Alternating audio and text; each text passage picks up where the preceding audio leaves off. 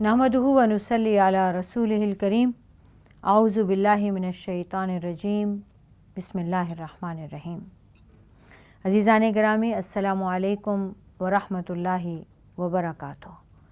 मोहसिन आलम की इस सीरीज़ में हमने फ़तह मक्का की।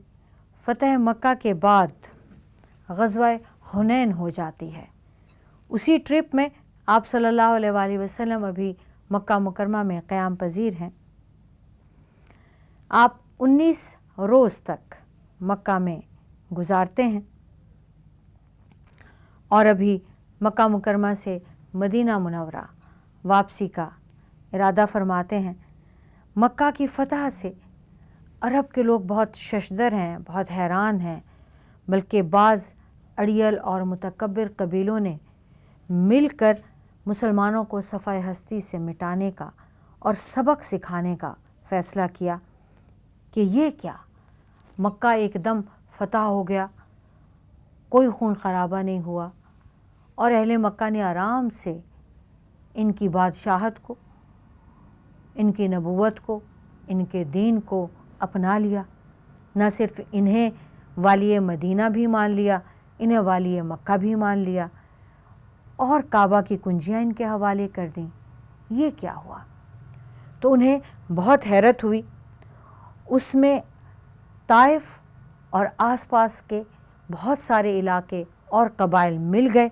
हवाज़िन, सक़ीफ़ के सरपरस्त जो हैं वो मुज़र, जुसम, साद बिन बकर, ये सारे कबाइल इकट्ठा हो गए, मिल गए। इसमें वो कबीला भी है साद बिन बकर जिसमें आप सल्लल्लाहु अलैहि वसल्लम ने अपना बचपन गुजारा है, परवरिश पाई है, जिस कबीले की दाई हलीमा सादिया भी हैं। 6 शव्वाल 8 हिजरी आप सल्लल्लाहु अलैहि वसल्लम अभी मक्का ही में क़याम पज़ीर हैं कि ख़बर आती है कि ताइफ और आसपास के सब कबीले इकट्ठा होकर मक्का पर हमला आवर होने की कोशिश कर रहे हैं। आप सल्लल्लाहु अलैहि वसल्लम ने मक्का से कूच फरमाया ताकि इस लश्कर का मुकाबला कर सकें जो मक्का से सिर्फ 10 मील दूर तक आ पहुंचा था। रास्ते में मुसलमानों ने देखा अब 10,000 मुसलमान तो मदीना ही से आए हैं और इन्होंने ये भी देखा कि मक्का से भी बहुत लोग उनके साथ शामिल हो गए। पहली बार मुसलमानों को लगा इतना बड़ा लश्कर। अब के जंग में जब हम 313 थे तो जीत गए, जब हम 650 थे तो जीत गए, और खंदक में भी, बनु कुरैज़ा में भी, खैबर में भी, ज़ातुर रक़ा में भी, मोता में भी, यानी इस कदर फतूहात हैं कि सिलसिला है फतूहात का चला आ रहा है। वो ये सोचते हैं कि अब के तो लश्कर ही इतना बड़ा है, हारने का सवाल ही पैदा नहीं होता। और इसको देखते हुए, लश्कर की कसरत को देखते हुए, मुसलमानों में से बाज़ सहाबा ने ये अल्फाज भी कह दिए कि आज तो हम हरगिज़ मग़लूब नहीं हो सकते। आप सल्लल्लाहु अलैहि वसल्लम को ये बात पसंद नहीं आई। इस्लामी लश्कर 10 शव्वाल को हुनैन पहुंचा। ये एक मकाम है। आप सल्लल्लाहु अलैहि वसल्लम, दुश्मन जो है मुसलमानों से पहले ही वहाँ पहुँच चुका था। आप सल्लल्लाहु अलैहि वसल्लम अपने लश्कर को लेके हुनैन की उस पे मौके पर पहुँचे तो देखा कि दुश्मन जो है बज़ाहिर उन्हें कम नज़र आए, लेकिन इन्होंने अपनी बहुत ज़्यादा तादाद मुसलमानों के इस्लामी लश्कर के आने से पहले ही वादी के अंदर उतारी। रास्तों में, दर्रों में, पहाड़ों में, गारों में, घाटियों में, हर जगह इन्होंने, दुश्मनों ने अपना लश्कर छुपा लिया था। सुबह के वक्त आप सल्लल्लाहु अलैहि वसल्लम ने लश्कर की तरतीब दी, तंजीम फरमाई। जो ही मुसलमान वादी में दाखिल हुए, अचानक तीरों की बौछार हो गई। बारिश की तरह तीर बरसना शुरू हुए। मुसलमान अभी संभल ही ना पाए थे। कहीं पहाड़ से आ रहा है, कहीं घाटी से आ रहा है, कहीं रास्ते से आ रहा है, कहीं सामने से आ रहा है, पीछे से आ रहा है। इस कदर तीर बरसे कि दुश्मन जो हैं वो टूट पड़े। मुसलमान परेशान हो गए। अभी वो तीरों की बौछार सह नहीं पाए थे कि اچانک سامنے جو تھے وہ بھی ایک دم آ گئے اور حملہ کیا۔ دشمنوں کا اس وقت لشکر جو ہے وہ مالک بن عوف کی قیادت میں تھا۔ اس حملے میں ایسی بھگدڑ مچی کہ مسلمانوں نے اپنا آپ بچانے کی کوشش میں دوڑ لگا دی، ایک دوسرے کی طرف دیکھے بغیر مکہ کی طرف رخ کر دیا۔ جب آپ صلی اللہ علیہ وآلہ وسلم نے یہ بھگدڑ دیکھی تو آپ دائیں طرف ہو کر آپ نے پکارا، لوگوں میری طرف آؤ، لوگوں ادھر آؤ، لوگوں ادھر آؤ۔ لیکن لوگ تھے کہ بھاگے چلے جا رہے تھے اور وہ نہ ادھر دیکھ رہے تھے نہ ادھر دیکھ رہے تھے۔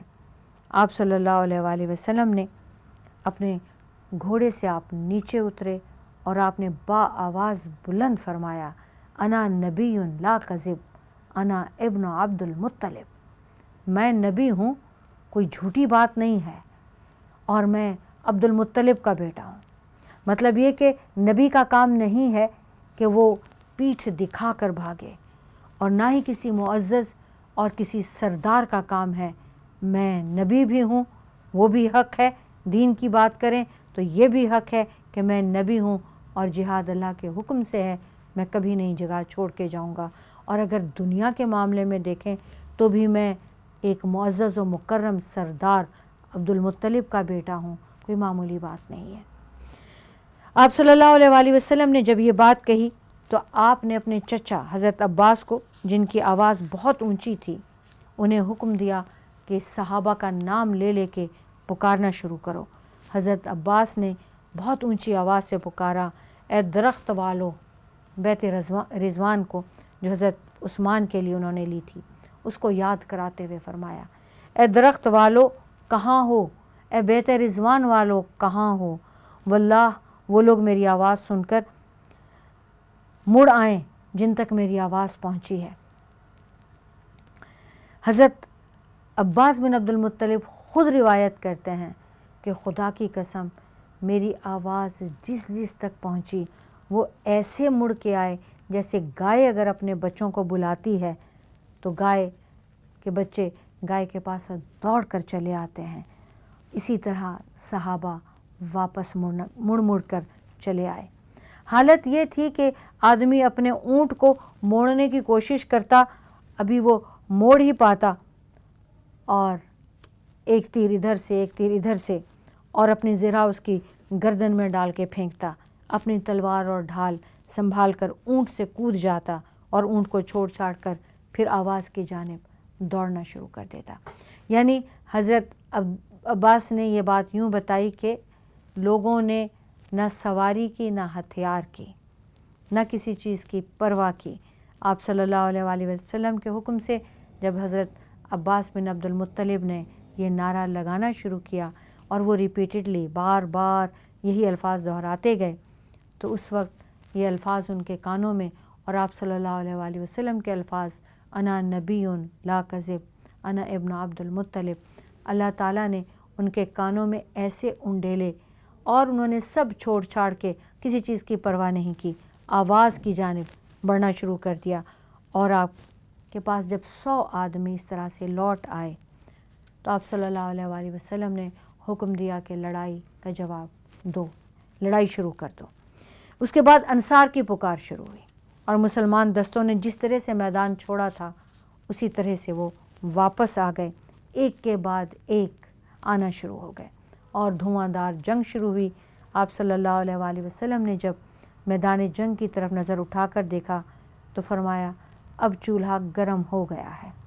پھر آپ صلی اللہ علیہ وآلہ وسلم نے زمین سے ایک مٹھی بھر مٹی اٹھائی اور دشمن کی طرف پھینکی اور فرمایا شاہت الوجوہ، شاہت الوجوہ، شاہت الوجوہ، ان کے چہرے بگڑ جائیں، ان کے چہرے بگڑ جائیں، ان کے چہرے بگڑ جائیں۔ یہ ایک مٹھی مٹی کی تھی، یہ اس طرح پھیلی کہ دشمن کا کوئی آدمی ایسا نہیں تھا جس کی آنکھ اس مٹی سے بھر نہ گئی ہو۔ اس کے بعد آپ صلی اللہ علیہ وآلہ وسلم کی اس ایک دعا کے بعد کفار کی قوت ٹوٹتی چلی گئی اور ان کا کام زوال پذیر ہوتا چلا گیا۔ مٹی پھینکنے کے بعد چند ہی گھڑیاں گزری تھیں کہ دشمن کو شکست فاش ہوئی۔ ثقیف کے تقریباً 70 آدمی قتل ہو گئے۔ ان کے پاس کچھ مال، ہتھیار، عورتیں اور بچے تھے، وہ مسلمانوں کے پاس آ گئے۔ یہی وہ تبدیلی تھی جس کی طرف اللہ تعالیٰ نے اپنے اس قول میں اشارہ فرمایا، اللہ نے حنین کے دن تمہاری مدد کی ہے، جب تمہاری کثرت نے تمہیں غرور میں ڈال دیا تھا، بس کثرت تمہارے کچھ کام نہ آئی اور زمین کشادگی کے باوجود تم پر بہت تنگ ہو گئی، پھر تم لوگ پیٹھ پھیر کر بھاگ پڑے۔ پھر اللہ تعالیٰ نے اپنے رسول اور مومنون پر ایسی سکینت، ایسا اطمینان نازل فرمایا اور ایسا لشکر آسمان سے نازل کیا جسے تم نے نہیں دیکھا، اور کفر کرنے والوں کو سزا دی، اور یہی کفار کا بدلہ ہے۔ عزیزان گرامی، 10,000 کا لشکر تو مدینہ ہی سے آیا تھا، اب 2,000 نئے لوگ اس میں مکہ سے شامل ہو گئے۔ مسلمانوں کو اپنی کثرت تعداد کا غرہ ہو گیا۔ آج تک کسی مارکے میں وہ کبھی اتنے کثیر التعداد تھے ہی نہیں۔ پہلے ان کو اس بات کا غرور ہوا، اللہ تعالیٰ نے یہ غرور ختم کر دیا اور ان کی اصلاح فرمائی، اور پھر آپ صلی اللہ علیہ وآلہ وسلم کی دعا سے ان کی مدد بھی فرمائی۔ قرآن میں اللہ تعالیٰ کا یہ فرمان کہ حنین کے دن یاد ہے اللہ نے تمہاری کیسے مدد کی، تمہاری کثرت کے غرور کو اللہ تعالیٰ نے پہلے مٹایا، تم غرور میں آئے، اللہ نے تمہارا وہ غرور ختم کیا۔ اس کے بعد یہ کثرت تعداد تو کسی کام نہیں آئی، سارے بھاگ کھڑے ہوئے، آس پاس ہی کوئی نہیں بچا۔ اب وہ کثرت کا جن لوگوں نے یہ سوچا تھا وہ بھی بھاگ کھڑے ہوئے۔ اس کے بعد اللہ تعالیٰ نے وہیں پر جیسے کہ بدر میں، جیسے کہ احد میں، اللہ تعالیٰ قرآن میں فرماتے ہیں کہ مسلمانوں میں جب بہت بدحواسی ہو گئی تو میں نے انہیں ایک اونگھ دے دی، کھڑے کھڑوں کو میدان جنگ میں نیند کرا دی، اس نیند میں اتنی طاقت دے دی کہ وہ فریش ہو کے لڑنے لگے۔ اسی طرح حنین میں ہوا، مسلمانوں میں بدحواسی ہو گئی، بھاگ کھڑے ہوئے۔ اب یہ پیچھے سے آپ صلی اللہ علیہ وآلہ وسلم پکار رہے ہیں، حضرت عباس بن عبد المطلب پکار رہے ہیں، حضرت ابوبکر صدیق پکار رہے ہیں، حضرت عمر فاروق پکار رہے ہیں، یعنی جو آپ کے قریبی صحابہ تھے وہ تو آپ کو کسی حال میں کہیں پر بھی چھوڑ کر ادھر ادھر نہیں گئے، تو انہوں نے پکارنا شروع کیا اور بہت بلند آواز سے، اور ان کی آواز کو بھی اللہ تعالیٰ نے اتنی دور تک پہنچایا کہ کافی سے زیادہ لوگ واپس آ گئے، بلکہ تقریباً سبھی واپس آ گئے۔ لیکن ابھی جب 100 کے قریب ہی واپس آئے تھے آپ صلی اللہ علیہ وآلہ وسلم نے جنگ شروع کر دی، اور یوں وہ واپس آ کر ساتھ ملتے چلے گئے۔ اس کے بعد اللہ تعالیٰ نے ان کی اس پریشانی کو دیکھتے ہوئے یہاں پر بھی انہیں سکینت اور آرام اور وہ اونگھ کرا دی، جس کے بعد جب انہوں نے کچھ لمحوں کی ہی وہ نیند کی، آنکھیں بند کی، وہی میدان جنگ میں ہی اللہ تعالیٰ نے انہیں اتنی طاقت دی کہ یہ پھر ایسی زور سے لڑے کہ وہ جو ہزاروں کا لشکر تھا، وہ جو چھپا ہوا تھا، کوئی پہاڑوں میں، کوئی گھاٹیوں میں، کوئی دروں میں، کوئی آمنے سامنے بھی تھا، اس سب کو شکست ہوئی۔ آپ صلی اللہ علیہ وآلہ وسلم نے اس کے بعد اللہ تعالیٰ کا شکر ادا کیا۔ ابو عامر اشعری کی سرکردگی میں آپ نے تعاقب کرنے والوں کی ایک جماعت اوتاس روانہ کی۔ فریقین میں تھوڑی سی جھڑپ ہوئی، اس کے بعد مشرکین بھاگ کھڑے ہوئے، البتہ کمانڈر ابو عامر اشعری شہید ہو گئے۔ شکست خوردہ مشرکین کے تیسرے گروہ جو سب سے بڑا تھا اور وہ جو طائف چلا گیا تھا، آپ صلی اللہ علیہ وآلہ وسلم نے خود ان کا تعاقب فرمایا۔ مسلمان شاہ سواروں کی دوسری جماعت نے نخلا کی طرف پسپا ہونے والے مشرکین کا تعاقب کیا۔ مال غنیمت میں 6,000 قیدی آئے، 24,000 اونٹ آئے، 40,000 سے زیادہ بکریاں آئیں، 4,000 اوقیہ چاندی ہاتھ آئی۔ آپ صلی اللہ علیہ وآلہ وسلم نے، یعنی یہ آپ سوچیں ان کی تعداد کس قدر ہوگی جن کے ساتھ یہ سامان جو وہ چھوڑ کر بھاگے ہیں یہ مسلمانوں کو ملتا ہے۔ آپ صلی اللہ علیہ وآلہ وسلم نے ان سب سامان کو، ان چیزوں کو جمع کرنے کا حکم دیا۔ پھر جورانہ میں آپ نے روک کر حضرت مسعود بن عمرو غفاری کی نگرانی میں دیا، اور آپ صلی اللہ علیہ وآلہ وسلم نے یہ مال غنیمت، یہ مسلمانوں کی اس قدر یہ مال غنیمت انہیں ملا کہ یہ حیران ہو گئے کہ اللہ تعالیٰ نے انہیں اس غفلت کے بعد، تنبیہ کرنے کے بعد، غرور کو مٹا دینے کے بعد پھر فتح اور نصرت بھی عطا فرمائی۔ تنبیہ کرنے کے بعد اللہ تعالیٰ نے تربیت بھی فرما دی، فتح بھی فرما دی، اور اتنا مال و دولت بھی ساتھ میں دے دیا۔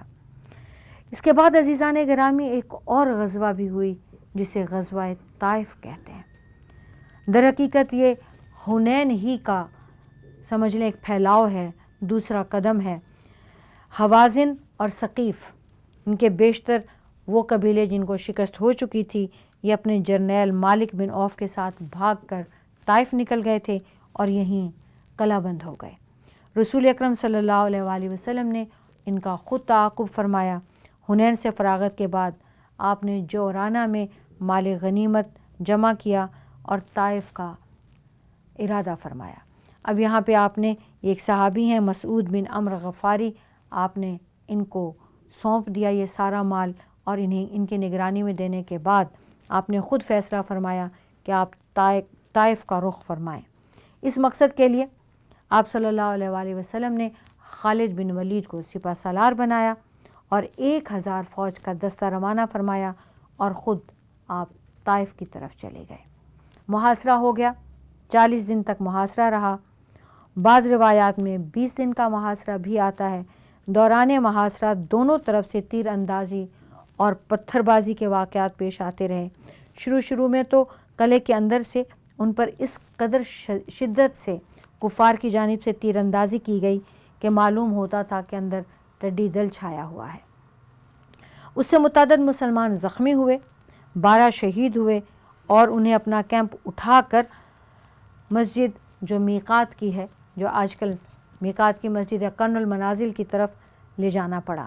آپ صلی اللہ علیہ وآلہ وسلم نے ایسی صورتحال سے نمٹنے کے لیے منجنیق نصب فرمائی اور متعدد گولے پھینکے، جس سے قلعہ کی دیوار میں شگاف پڑ گیا۔ مسلمانوں نے اندر جانے کی کوشش کی تو دشمنوں نے لوہے کے جلتے ٹکڑے ان پر پھینکے، جس سے بہت سارے مسلمان زخمی ہو گئے۔ جب باہر نکلے تو ان پر تیروں کی بارش کر دی، جس سے بہت سارے مسلمان شہید ہو گئے۔ آپ صلی اللہ علیہ وآلہ وسلم نے دشمن کو زیر کرنے کے لیے ایک اور جنگی چال چلی اور حکم دیا کہ انگور کے درخت کاٹ کر جلا دیے جائیں۔ اس پر ثقیف نے اللہ اور آپ صلی اللہ علیہ وآلہ وسلم کو قرابت کا واسطہ دیا اور گزارش کی کہ درختوں کو کاٹنا بند کر دیں۔ آپ صلی اللہ علیہ وآلہ وسلم نے اللہ کا واسطہ بھی قبول فرما لیا اور اپنی قرابت کی خاطر رشتہ داری کا واسطہ بھی قبول فرما لیا اور درخت کاٹنا بند کرنے کا حکم دے دیا۔ دوران محاصرہ آپ صلی اللہ علیہ وآلہ وسلم نے اعلان فرما دیا کہ جو غلام قلعہ سے اتر کر ہمارے پاس آ جائے وہ آزاد ہے۔ اس اعلان پر 23 آدمی قلعے سے نکل کر مسلمانوں کے پاس آ کر ان کے ساتھ شامل ہو گئے۔ آپ صلی اللہ علیہ وآلہ وسلم نے ان کو آزاد کر کے ایک ایک مسلمان کے حوالے کر دیا تاکہ وہ انہیں سامان دیں۔ قلعہ والوں کو یہ چیز بہت تکلیف دے لگی۔ محاصرہ طول پکڑتا گیا، لیکن اب ان کی ہمتیں بھی ختم ہو گئی تھیں، اب ان کی دشمنی میں بھی سمجھ لیجئے کہ وہ طاقت نہیں رہی تھی۔ اس لیے انہوں نے آپ صلی اللہ علیہ وآلہ وسلم سے محاصرہ چھوڑ دینے کی استدعا کی۔ آپ نے بھی محاصرہ ختم کر کے مکہ واپس جانے کا فیصلہ فرما دیا۔ اسلامی لشکر کو اس میں آپ صلی اللہ علیہ وآلہ وسلم نے ایک دعا سکھائی، آئبون تائبون عابدون لربنا حامدون، ہم لوٹ کے آنے والے، توبہ کرنے والے، عبادت کرنے والے اور اپنے رب کی حمد و ثنا کرتے ہوئے مکہ میں داخل ہوتے ہیں۔ آپ صلی اللہ علیہ وآلہ وسلم پر سے یہ درخواست کی گئی کہ ثقیف کے قبیلے کو بد دعا نہ کریں۔ آپ نے فرمایا، اے اللہ ثقیف کے قبیلے کو ہدایت دے دے اور انہیں اسلام کی طرف لیا۔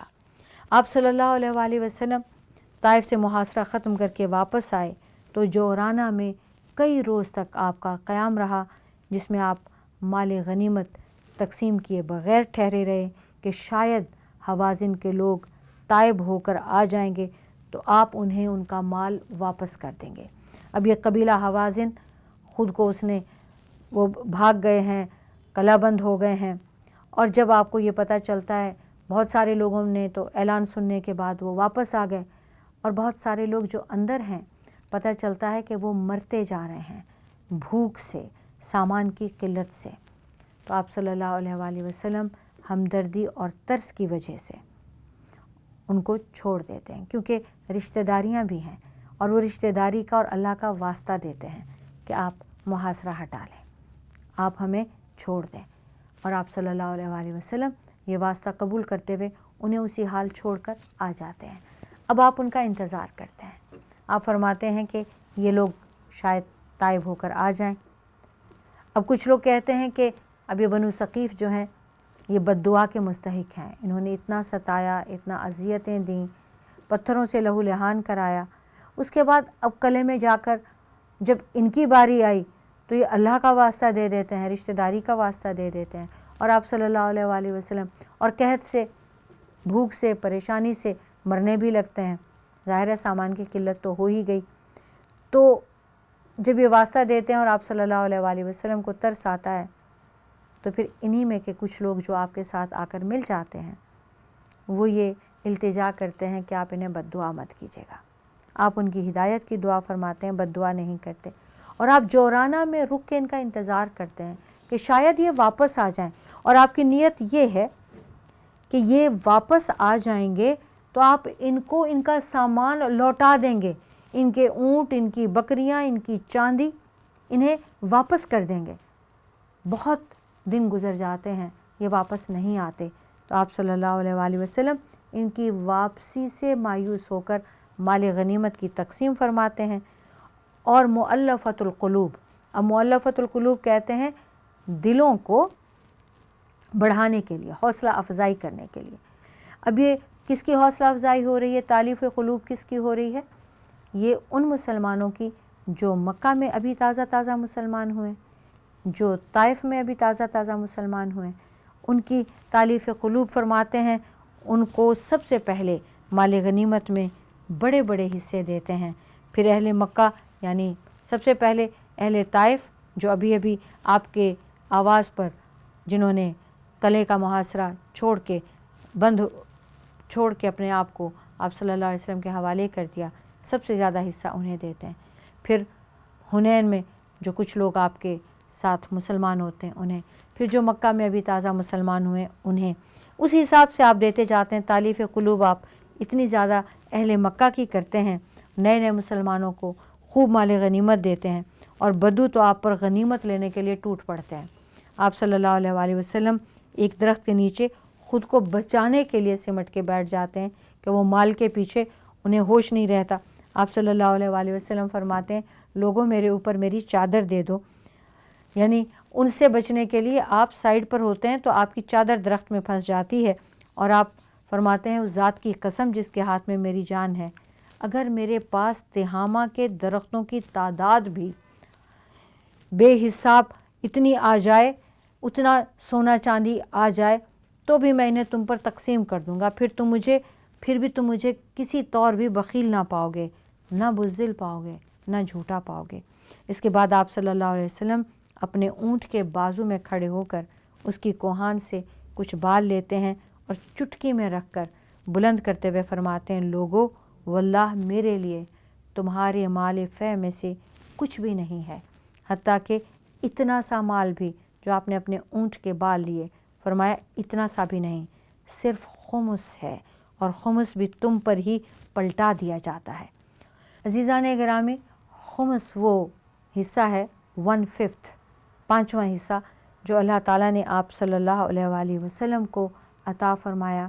انبیاء میں سے یہ پہلے نبی ہیں، اور یہ ہمارے نبی آپ حضرت محمد صلی اللہ علیہ وآلہ وسلم کی ایک امتیازی وصف اور خصوصیت ہے کہ اللہ تعالیٰ نے آپ پر مال غنیمت کا ایک حصہ مستقل آپ کو عطا فرمایا، پہلے آپ پہ حلال فرمایا، پھر اس کا ایک حصہ آپ کے نام کر دیا کہ وہ آپ کی ازواج، آپ کی اولاد اور آپ کے ہاتھوں آپ جو صدقہ اور خیرات کرتے ہیں وہ آپ کے ہاتھوں جب بھی مال غنیمت آئے تو اس میں 1/5 آپ کا حصہ رکھا جائے، اللہ اور اللہ کے رسول کا اور ان کے گھر والوں کا، اور اس کے بعد وہ باقی تقسیم کیا جائے۔